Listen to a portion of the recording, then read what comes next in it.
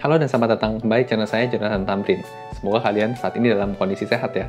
Karena di masa pandemi seperti sekarang ini, kesehatan jadi nomor satu dibanding dengan hal-hal lainnya. Nah, bicara tentang pandemi dan bursa saham, kita sempat lihat ya, bursa Indonesia atau IHSG itu sempat anjlok dari bulan Januari hingga terdalamnya di bulan Maret 2020 kemarin. Ya, meskipun sekarang saat ini sempat beranjak naik sedikit-sedikit, tapi tetap aja belum balik ke harga sebelum pandemi terjadi. Nah, lihat kondisi yang lagi anjlok seperti saat ini, masih ada nggak sih peluang buat kita bisa untung di pasar modal? Nah, apa sih bedanya krisis pandemi seperti sekarang ini dibanding dengan krisis-krisis sebelumnya yang pernah terjadi di Indonesia? Dan yang paling penting, bagaimana sih kita memanfaatkan kondisi krisis seperti sekarang ini untuk memberikan imbal hasil yang besar pada investasi kita di masa depan? Tonton video ini terus sampai selesai.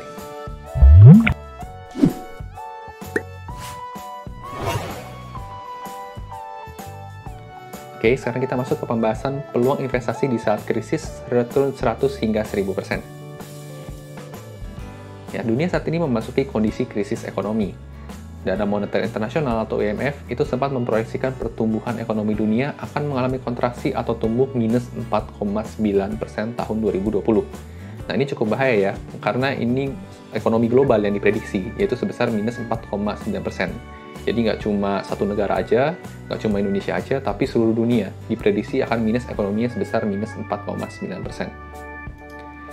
Nah, Menteri Keuangan kita, Ibu Sri Mulyani, juga memperkirakan ekonomi Indonesia di kuartal 2 itu minus antara 3,5% sampai minus 5,1%.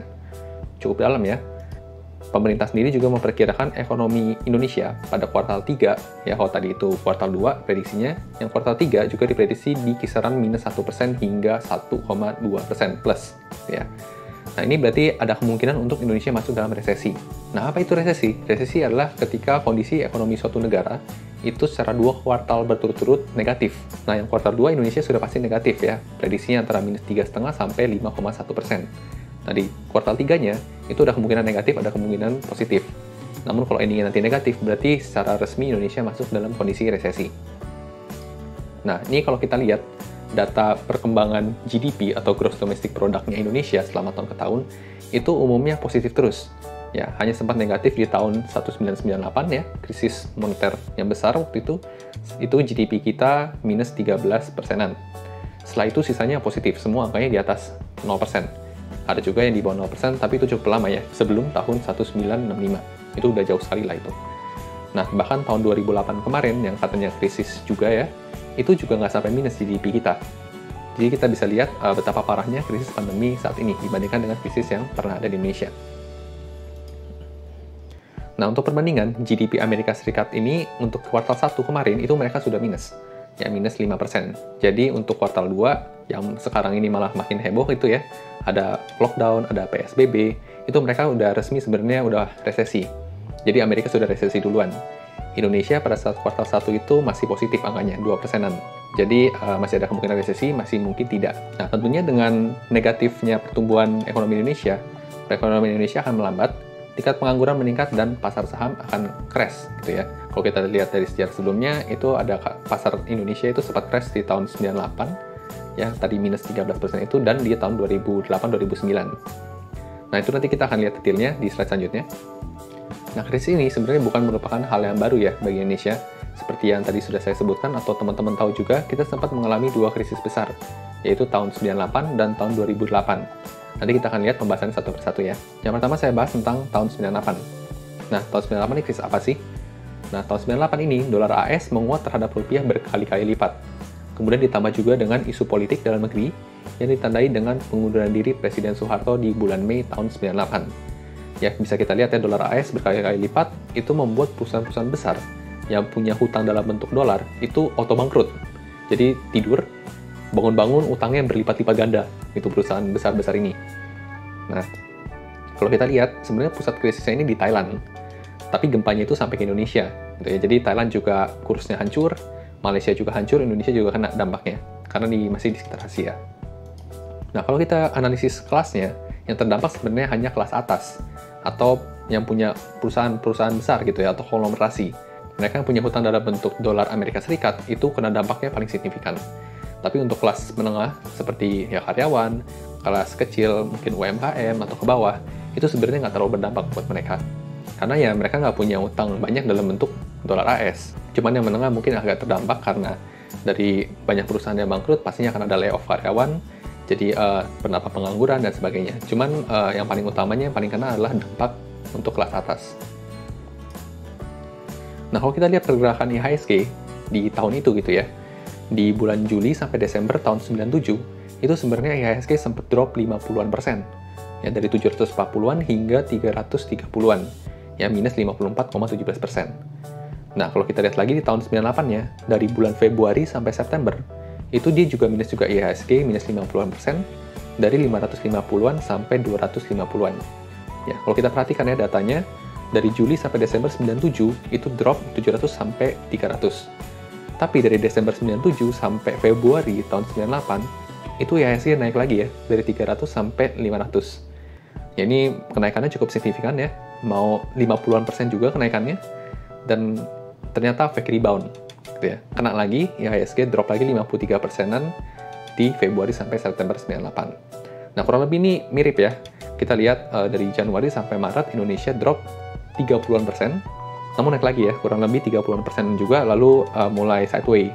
Nah, kita nggak tahu nih ke depannya akan naik, apa akan turun lagi. Tapi kalau kita berkaca pada tahun 98, itu turun lagi gitu ya. Bahkan angkanya 50-an%. Kita selama ini baru turun 30-an% IHSG. Nah, kemudian lanjut untuk krisis tahun 2008, ini sebenarnya dipicu oleh kejatuhan Lehman Brothers, atau investment bank yang ada di Amerika Serikat. Nah, Lehman Brothers ini apa sih? Nah, buat teman-teman yang nggak tahu, Lehman Brothers ini kurang lebih setara dengan Bank Mandirinya Indonesia. Jadi perusahaan yang sebesar itu kolaps gitu di Amerika Serikat.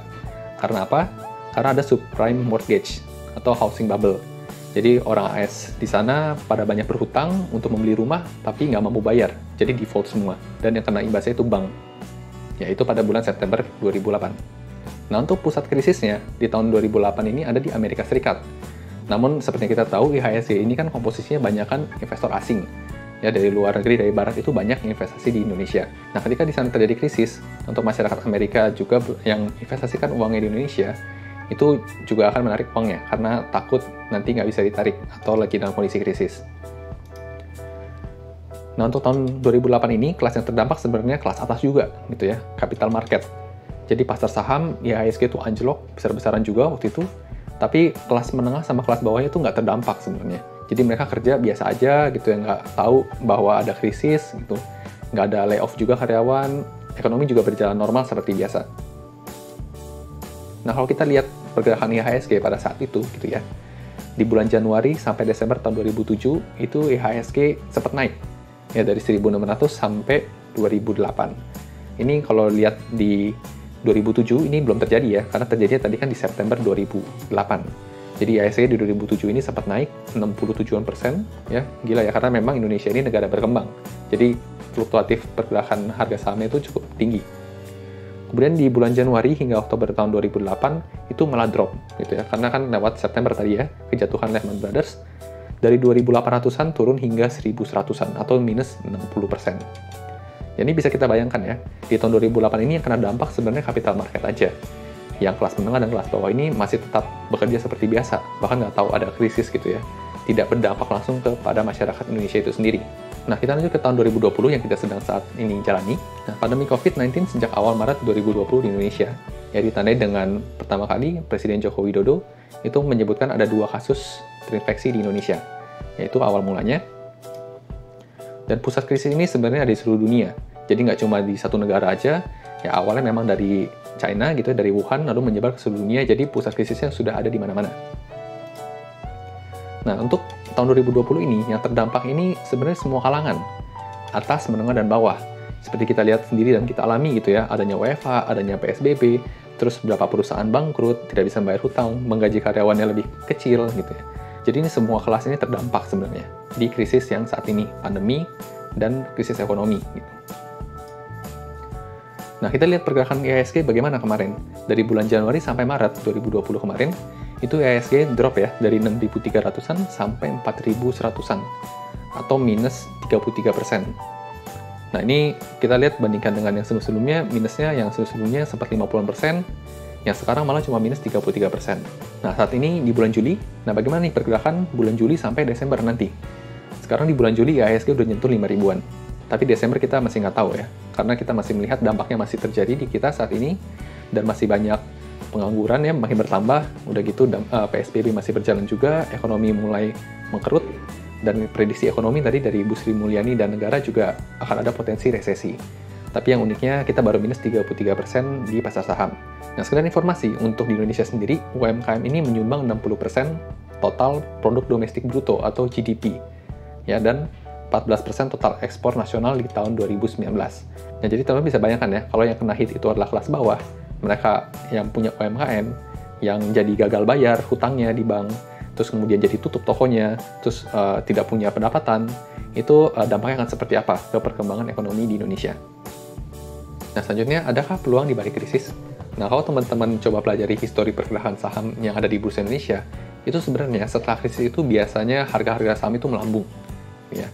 Nah, ini bisa kita lihat contohnya, saya terangkan di sini, untuk CPIN, yaitu dari tahun 2008 akhir, kalau kita investasikan gitu ya, uang kita di 2008 akhir, dan kita hold sampai pertengahan 2013, atau kurang lebih 5 tahun gitu ya, itu return yang kita bisa terima, itu hampir menyentuh 6.000%, ya, atau 60 kali lipat. Jadi ibarat kita investasikan 1 juta, 5 tahun kemudian jadi 60 juta, gitu.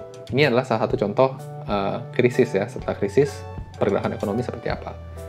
Kemudian yang kedua, saya juga tampilkan contoh LPCK, Lipo Cikarang ya. Sama ya, kalau kita coba investasikan di akhir tahun 2008, setelah krisis gitu ya, lalu kita investasikan dalam jangka panjang, sampai pertengahan 2013, itu return yang kita dapat itu 43 kali lipat. Nah, ada lagi juga nih, MAPI ya, Mitra Adi Perkasa. Kalau kita hold dengan durasi yang kurang lebih sama, itu kita mendapat untung 24 kali lipat. Dan kalau misalnya Alam Sutra, ya Asri, kita hold dengan durasi yang sama, itu bahkan kita bisa mencapai 21 kali lipat untungnya. Nah, ini sebenarnya baru sedikit contoh gitu ya, saya baru tampilkan 4. Sebenarnya ada beberapa juga, ada puluhan sebenarnya, yang punya track record return seperti ini setelah krisis itu usai. Nah, kenapa sih bisa seperti ini? Nah, yang pertama, karena pasar saham ini tidak rasional. Ya, pasar saham ini seperti yang kita sedang hadapi saat ini, kita lihat di kondisi real ekonominya sedang hancur, tapi malah bursa saham ini naik gitu ya. Tidak sejalan dengan kondisi ekonomi real. Ya, jadi harga saham tidak selalu inline dengan kondisi ekonomi real dalam jangka pendek. Namun memang dalam jangka panjang itu pastinya keadaan bursa saham itu akan inline dengan kondisi ekonomi realnya. Nah, kalau kita perhatikan kenapa sih kok kemarin ini sempat naik gitu bursa kita? Karena kalau kita perhatikan, itu di Amerika Serikat saat ini sedang mendekati untuk pemilu gitu ya, untuk pemilihan presiden lagi. Jadi memang biasanya di AS itu mempertimbangkan keadaan bursanya untuk jadi indikator kekuatan ekonomi suatu negaranya. Jadi mereka akan jaga itu biasanya, meskipun di kondisi pandemi saat ini. Jadi mereka tambahkan stimulus, lalu berikan suntik uang, dan di Indonesia juga ada stimulus-stimulus juga ya, yang diberikan oleh pemerintah untuk menjaga kestabilan ekonomi. Makanya kita bisa lihat saat ini kondisi bursa saham kita itu mulai naik, meskipun kondisi realnya itu masih amburadul. Nah, kemudian dengan kondisi yang tidak selalu inline, itu maka muncullah saham perusahaan bagus dengan harga under value. Ya, under value itu berarti lebih murah dibanding harga seharusnya dan berpotensi multi-bagger. Nah, multi-bagger ini apa? Yaitu tadi memberikan return 100% atau lebih. Gitu. Nah, kemudian masih ada harapan nggak sih di pasar saham Indonesia? Nah, Indonesia sendiri pernah melewati 2 krisis ekonomi besar dan tetap bertumbuh. Ya. IHSG dari tahun 98 sampai saat ini itu bergerak dari Rp256-an hingga Rp5.000-an, yaitu udah berapa kali lipat meskipun kita sudah mengalami 2 krisis besar ekonomi. Jumlah investor di Indonesia saat ini juga masih kurang dari 1%, ya.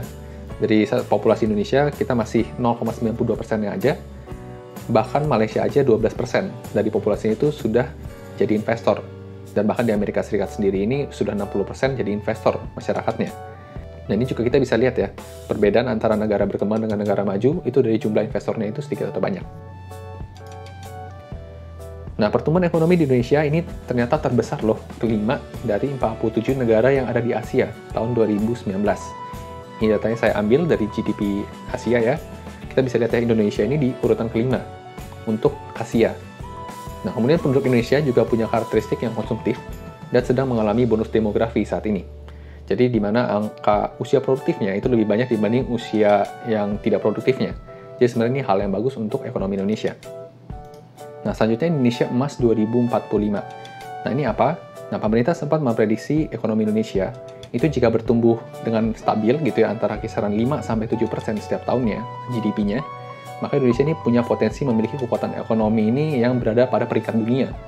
Ya, 10 besar dunia itu bukan hal yang mustahil jika GDP-nya ini selalu bertumbuh 5%-an konstan gitu ya, atau bisa 7%-an, itu bahkan bisa jadi nomor 1 di dunia gitu. Jadi ini cukup optimis sebenarnya kondisi ekonomi di Indonesia. Nah, jadi bukanlah hal yang aneh jika nanti di tahun 2045 IHSG ini udah bisa nyentuh puluhan ribu. Dan bukan hal yang aneh juga jika 3-5 tahun ke depan banyak saham memberikan return ratusan atau bahkan ribuan persen. Karena histori sudah membuktikan gitu ya. Nah, bagaimana nih cara memanfaatkan peluang di saat krisis? Nah, kita perlu pahami kalau saham ini merupakan jenis investasi yang memberikan return paling tinggi dibandingkan dengan investasi lainnya. Dibanding properti, emas, obligasi, dan sebagainya, ini saham ternyata masih memberikan imbal hasil tertinggi.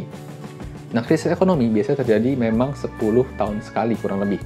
Dan kalau pandemi ini 100 tahun sekali kurang lebih. Nah, kebetulan di tahun 2020 ini adalah kombinasi antara dua krisis ini. Krisis ekonomi plus pandemi. Jadi ini sebenarnya cukup parah dibanding dengan krisis yang sebelumnya. Karena krisis yang sebelumnya hanya ekonomi, cuma di tahun ini kita kena pandemi juga. Jadi dampaknya sih harusnya akan lebih parah, seperti itu. Nah, kemudian cara memanfaatkan peluang ini adalah investasi leher ke atas. Jadi masih belum terlambat, teman-teman ya. Kalau kita lihat sejarahnya ada beberapa kali fake rebound. Nah, ini juga tidak menutup kemungkinan kalau ternyata peningkatan yang sesaat ini itu masih akan diikuti oleh penurunan di masa depan. Karena kita masih bisa lihat sektor realnya masih sangat terdampak. Ya, ini ada quote dari Warren Buffett, "Never invest in a business you cannot understand." Jadi pastikan saat kita investasi saham, itu kita mengerti perusahaan yang kita beli dan prospeknya di masa depan. Nah, kemudian punya mindset investasi yang tepat. Nah, kalau kita coba lihat investor Indonesia yang berhasil memanfaatkan peluang di saat krisis ini ternyata ada beberapa. Ini saya tampilkan 3, tapi sebenarnya ada lebih dari ini.